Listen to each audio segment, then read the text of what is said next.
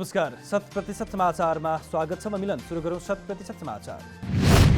शुक्रबार उपत्यकाका 3 जिल्लामा मनाइयो घोडे जात्रा पर्व। काठमाडौँ टुडी खेलमा घोडा दौडाएर यो जात्रा मनाउने परम्परा। चैत कृष्ण उसीका दिन मनाइने यस जात्रामा दौडाइएको घोडाको टापले कुल्चेर दुष्ट आत्मा धपाउन सकिन्छ भन्ने जनविश्वास। टुडी खेलमा रहेको मृत आत्माले बालबच्चा र अन्यलाई दुःख दिन थालेपछि यस दिन घोडा कुदाएर धपाइएको धार्मिक कथन। मृत आत्मालाई लखेट्न सफल भएको दिनको सम्झनामा उपत्यकाको काठमाडौँ, भक्तपुर, ललितपुर तीनै जिल्लामा फरक फरक तरिकाले घोडे जात्रा मनाइने चलन। अहिले पनि दौडिने घोडाको टापले राक्षसको आत्मा दबाइराख्ने विश्वास। घोडा दौड नगर्दा राक्षसको प्रेत आत्मा भ्युझिएर सहरमा फेरि दुःख दिन सक्ने कथन। प्रधानमन्त्री शेरबहादुर देउबा र भारतीय समकक्षी नरेन्द्र मोदीले संयुक्त रूपमा भर्चुअल माध्यमबाट शनिबार नेपाल रेल सेवाको उद्घाटन गर्ने। प्रधानमन्त्री देउबा र भारतका समकक्षी मोदीले शनिबार दिउँसो 12:30 बजे नयाँ दिल्ली स्थित हैदराबाद हाउसबाट रेल सेवाको भर्चुअली उद्घाटन गर्ने। यसअघि नै सञ्चालनमा आएको जनकपुर जयनगर रेल सेवा विस्तारसहित पुनः सञ्चालनमा ल्याउन लागि नेपाल रेलवे कम्पनीका महाप्रबन्धक निरञ्जन झाको भनाइ। जयनगरमा अति विशिष्ट व्यक्तिहरू रहने र त्यहाँबाट प्रोजेक्टरमा दिल्लीमा हुने उद्घाटन कार्यक्रम देखाए। दुवै देशका प्रधानमन्त्रीले उद्घाटन गरेपछि रेल कुर्थाका लागि प्रस्थान गर्ने। कुर्थामा भौतिक पूर्वाधार तथा यातायात मन्त्री रेणुकुमार यादव रेल चढेर जनकपुरसम्म आउने र त्यहाँ उद्घाटनको अन्य कार्यक्रम गरिने कार्यतालिका। परियोजनाको प्रथम चरणमा जयनगर कुर्था 35 किलोमिटर, दोस्रो चरणमा धनुषाको कुर्थादेखि महोत्तरीको भङ्गासम्म 17 किलोमिटर र तेस्रो चरणमा महोत्तरीको भङ्गादेखि बर्दिवाससम्म 17 किलोमिटर खण्डमा रेल सेवा सञ्चालनमा ल्याए। रेलवे सञ्चालन र उद्घाटन हुन लागेपछि स्थानीयवासीहरूलाई यातायातमा सहजता आउने स्थानीयको भनाइ। शनिबार नेपाल रेलवेको उद्घाटन भएपछि त्यसको आइतबारदेखि दैनिक रूपमा 2 पटक आउने र जाने गरी रेल चल्ने महाप्रबन्धक झाको भनाइ। स्थानीय तहको चुनावको मुखैमा भारत भ्रमणमा किन गएको भनेर प्रधानमन्त्री शेरबहादुर देउबालाई प्रमुख प्रतिपक्षी दल नेकपा एमालेका अध्यक्ष केपी शर्मा ओलीको प्रश्न। यति समय नगएर चुनाव अगाडि किन जानुभयो भनेर अध्यक्ष ओलीद्वारा आशंका व्यक्त।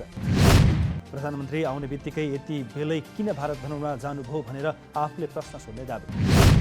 आगामी निर्वाचनमा 5 दलीय सत्तारूढ गठबन्धनको चिन्ता नलिन पनि विद्यार्थी नेता कार्यकर्तालाई सचेत।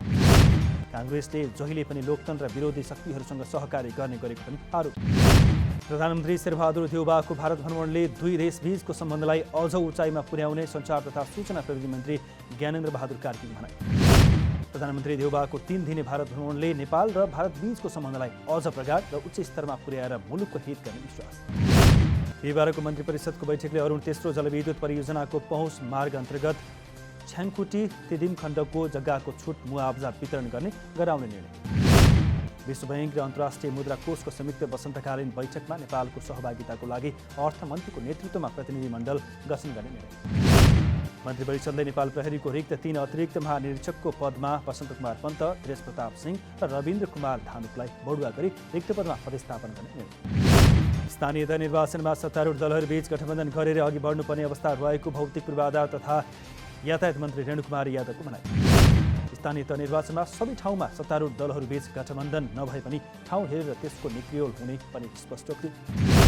महन्त ठाकुर नेतृत्वको लोकतान्त्रिक समाजवादी पार्टीसँग पनि तत्काल चुनावी गठबन्धन हुने अवस्था नरहेको स्पष्टोक्ति।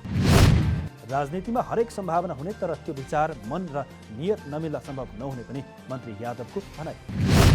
परिस्थिति अनुसार विभिन्न दलहरूसँग चुनावी तालमेल गर्दै अघि बढ्ने भनाइ।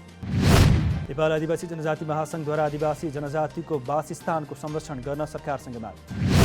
शुक्रबार काठमाडौँमा पत्रकार सम्मेलन गर्दै विकासका नाममा आदिवासी जनजातिको थापथलो पताभुङ्ग पार्ने काम भइरहेकोमा आपत्ति।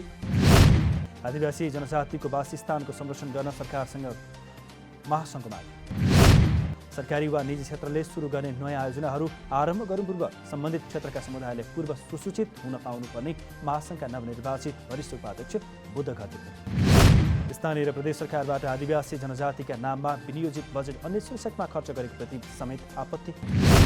सबै नेपालीले समान अवसर पाउनुपर्ने महासङ्घको माग रहेको महासङ्घका अध्यक्ष गेल्जे लामा शेर्पाको। सबैले सबैको अस्तित्व स्वीकार्नुपर्ने भन्दै सबैले सबैको सम्मान गर्ने बलियो समाजको आधार स्तम्भ निर्माण गर्न आवश्यक रहेकोमा जिकिर। आफ्नो कार्यकालमा परिणाममुखी काम गरेर देखाउने अध्यक्ष शेर्पाको प्रतिबद्धता। सङ्घमा राजनीतिक चलखेल नभएको गैर आवासीय नेपाली सङ्घ NRNA का महासचिव डाक्टर केशव पौडेलको दाबी। राजनीतिक दल वा सङ्घ संस्थासँग छलफल गर्दैमा सङ्घमा राजनीति पसेको भन्न नमिल्ने महासचिव पौडेलको भनाइ। सङ्घले अबका दिनमा नेपालको समृद्धिमा सहयोग गर्ने, विदेशमा बस्ने नेपालीहरूलाई नेपालसँग जोडी राख्ने, विदेशमा बसेका नेपालीलाई निरन्तर नेपाली नागरिकता लिइराख्न सक्ने व्यवस्था बनाउने आश्वासन। एनआरएनएमा 3 जना अध्यक्षको सहकार्यमा नेतृत्व सुचारू हुन लागेको प्रति कतिपयले पदको लागि सहकारी गरेको भन्ने आरोप लगाएको भने पनि त्यो सत्य नभएको भयो। संस्थाले गैर आवासीय नेपालीहरूका समस्या समाधानका लागि सामूहिक सहमतिको नेतृत्व चयन गरेको हो। गैर आवासीय नेपालीहरूले नेपालमा धेरै क्षेत्रमा लगानी गरिरहे पनि त्यसको आवश्यक प्रचार प्रसार हुन नसकेकोमा दुखेछ। आवश्यक क्षेत्रमा अझै पनि गर्नुपर्ने जति लगानी गर्न नसकेको पनि स्पष्ट थियो। कीर्तिपुर पाङ्गा 2 बाटोमा स्थानीय तह निर्वाचनलाई लक्षित गर्दै नेकपा एकीकृत समाजवादीद्वारा शक्ति प्रदर्शन। नेकपा एकीकृत समाजवादीको र्याली कीर्तिपुर पाङ्गो 2 बाटोको पार्टी कार्यालयबाट सुरु। प्रदर्शनमा नेकपा एकीकृत समाजवादीका उपमहासचिव डाक्टर विजय कुमार पौडेल लगायतको उपस्थिति। एकीकृत समाजवादी पार्टीले राष्ट्रियता, विकास, समृद्धि र कीर्तिपुरवासीहरूको हक हितका निम्ति सधैँ काम गर्ने काठमाडौँ जिल्ला कमिटीको अध्यक्ष बटु कृष्ण थापाको। सरकारले सार्वजनिक सवारी साधनको भाडा दर बढायो। भौतिक पूर्वाधार तथा यातायात मन्त्रालयद्वारा मन्त्रीस्तरीय निर्णय मार्फत प्रदेश स्तरमा सञ्चालन हुने सार्वजनिक सवारी साधनमा भाडा बढाउन स्वीकृत। हाल कायम भएको दरमा 10 देखि 13% भाडा वृद्धि हुने भएको यातायात व्यवस्था विभागको भयो। एक प्रदेशबाट अर्को प्रदेशमा लागि चल्ने मालवाहक तथा यात्रुवाहक सवारी साधनमा मात्रै भाडा बढेको विभागका महानिर्देशक नमराज घिमिरेको। आइतबार रुट अनुसार बढेको भाडाको सूची सार्वजनिक भएपछि मात्र सूची लागू हुने महानिर्देशक घिमिरेको भनाइ। स्थानीय स्तरमा चल्ने लोकल सवारी साधनको भाडा भने नबढ्ने महानिर्देशक घिमिरेको स्पष्ट थियो। अब इन्धनको मूल्य 5% भन्दा धेरैले घटबढ भएमा सो अनुसार स्वचालित प्रणालीबाट मूल्य समायोजन गर्ने निर्णय। असार यता डिजेलको मूल्य 34% बढेको आधारमा हाल नयाँ भाडा दर तय भएको विभागको प्रस्ताव थियो। नेपाल धितोपत्र बोर्डद्वारा 9 वटा ब्रोकर कम्पनीलाई शाखा कार्यालय सञ्चालनको अनुमति दिने निर्णय। बोर्डद्वारा करिब 2 वर्षपछि उपत्यका बाहिरका 7वटा प्रदेशका 16 स्थानमा शाखा कार्यालय सञ्चालनको लागि अन्तिम स्वीकृति। शाखा कार्यालय विस्तारका सैद्धान्तिक स्वीकृति पाएर पूर्वाधार तयारीको निर्देशन पाएका कम्पनीहरूलाई अन्तिम स्वीकृति दिन लागि धितोपत्र बोर्डका कार्यकारी निर्देशक निरज गिरीको प्राप्त आवेदनमा बोर्डले धितोपत्र बजारको आवश्यकता अध्ययन गरी अध्ययनले आवश्यक स्थानमा शाखा कार्यालय विस्तार गर्न आवेदन दिने कम्पनीहरूलाई मात्र एलओआई दियो।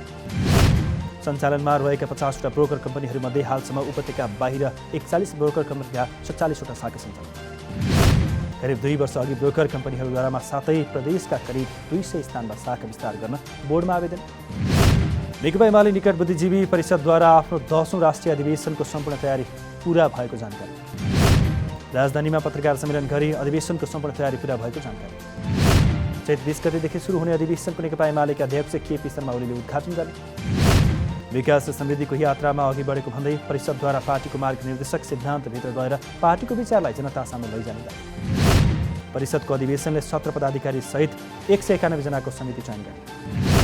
दुबईको जेलमा रहेका पत्रकार उमाकान्त पाण्डेको रिहाईको माग गर्दै माइती घर मण्डलामा प्रदर्शन।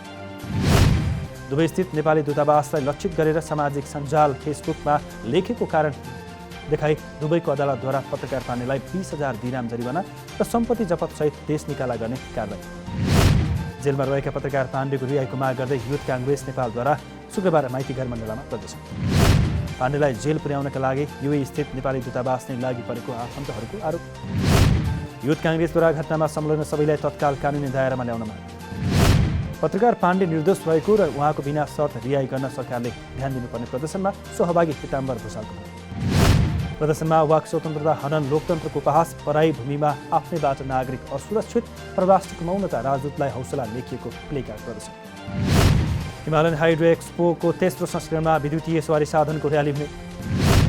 चैत 19 गते शनिबारबाट सुरु हुने तेस्रो हिमालयन हाइड्रो एक्सपोमा त्रिकुटीमण्डबाट नेपालको पहिलो जलविद्युत केन्द्र फर्पिङसम्म विद्युतीय सवारी साधनको र्याली आयोजना हो। विशेष गरेर एक्सपोमा विद्युतको बजार खपतमा जोड दिने स्वतन्त्र ऊर्जा उत्पादकहरूको संस्था इफानका कार्यसमिति सदस्य प्रकाश दुलालको भनाइ। 2 दिनसम्म चल्ने एक्सपोमा रोबोटिक प्रतियोगिता समेत सञ्चालन हुने। विद्युतीय विषयहरूको बारेमा नीतिगत छलफल गरिने सदस्य दुलालको भनाइ। एक्सपोको दोस्रो दिन विद्युतीय खाना पकाउने चुलो र विद्युतीय साधनहरूको बारेमा विस्तृत छलफल गरिने कार्यक्रम। आर्थिक सङ्कटमा फँसेका श्रीलङ्काका सर्वसाधारण सरकार विरुद्ध प्रदर्शनमा उत्रिए। खाद्यान्न अभाव र महँगीको विरोधमा रातको समयमा कोलम्बोमा भेला भएका उनीहरू राष्ट्रपति गोटाबाया राजपक्षको घरतर्फ अघि बढ्दा प्रहरी र सर्वसाधारण बीच झडप। करिब 5,000को सङ्ख्यामा भेला भएका प्रदर्शनकारीद्वारा सरकार विरुद्ध चर्को नारा लगाउनुका साथै सडक अवरुद्ध। सेना र प्रहरीको गाडीमा समेत आगजनी गरेपछि प्रहरीद्वारा अश्रु ग्यास र रबरको गोली प्रहार गर्दा केही प्रदर्शनकारी घाइते। केही प्रदर्शनकारीहरूले राष्ट्रपति निवासको पर्खाल चढ्ने प्रयास गर्दा 45 जना प्रदर्शनकारी पक्राउ। श्रीलङ्कामा केही दिन अघि लगाएको कर्फ्यू हटे लगायतै विरोध प्रदर्शन। प्रदर्शनकै बीच राजधानी कोलम्बो लगायत अन्य सहरहरूमा सेना समेत परिचालन। ऋणको बोझमा रहेको श्रीलङ्काले गम्भीर आर्थिक सङ्कटको सामना गर्यो। राष्ट्रपति गोटाबायाले पदत्याग नगरेसम्म प्रदर्शन जारी राख्ने प्रदर्शनकारीहरूको अडान। कश्मीरको भारत नियन्त्रित क्षेत्रमा विवाहका सहभागीहरू लिएर जाँदै गरेको गाडी दुर्घटना हुँदा कम्तीमा 9 जनाको मृत्यु। दुर्घटनामा अन्य 4 जना गम्भीर घाइते भएको प्रहरीद्वारा जानकारी। भारत नियन्त्रित कश्मीरको ग्रीष्मकालीन राजधानी श्रीनगर सहरबाट करिब 147 किलोमिटर दक्षिण पश्चिममा पुन्च जिल्लाको बाफलिया क्षेत्रमा दुर्घटना। सिट क्षमताभन्दा बढी यात्रु भएकाले गाडी अनियन्त्रित भई सडकबाट 300 फिट तल खस्यो। मलेसियामाथि 8 विकेटको जित निकालेको पपुवा न्युगिनीको काठमाडौँमा जारी त्रिदेशीय अन्तर्राष्ट्रिय T20 क्रिकेट श्रृङ्खलाको फाइनल पुग्ने सम्भावना जीवितै। त्रिवी क्रिकेट मैदानमा भएको खेलमा PNGले मलेसियालाई हराउँदा अन्तिम 2मा स्थान बनाउने सम्भावना कायम। शनिबार नेपालले मलेसियालाई पराजित गरे PNGले फाइनलमा स्थान बनायो। रोमाञ्चक खेलमा मलेसियालाई दिएको 197 रनको लक्ष्य PNGले 17.5 ओभरमा 2 विकेट गुमाएर पुरा गर्दा PNGले फाइनलमा स्थान बनाउने सम्भावना कायम। मलेसियाका मोहम्मद बफिक र स्याजरुल इङ्सले समान 1 विकेट लिए। यसअघि टस हारेर ब्याटिङमा आएको मलेसियाले निर्धारित 20 ओभरमा 6 विकेट गुमाएर 196 रनको योगफल तयार गर्यो। 100% समाचार अहिलेलाई यति नै। नमस्कार।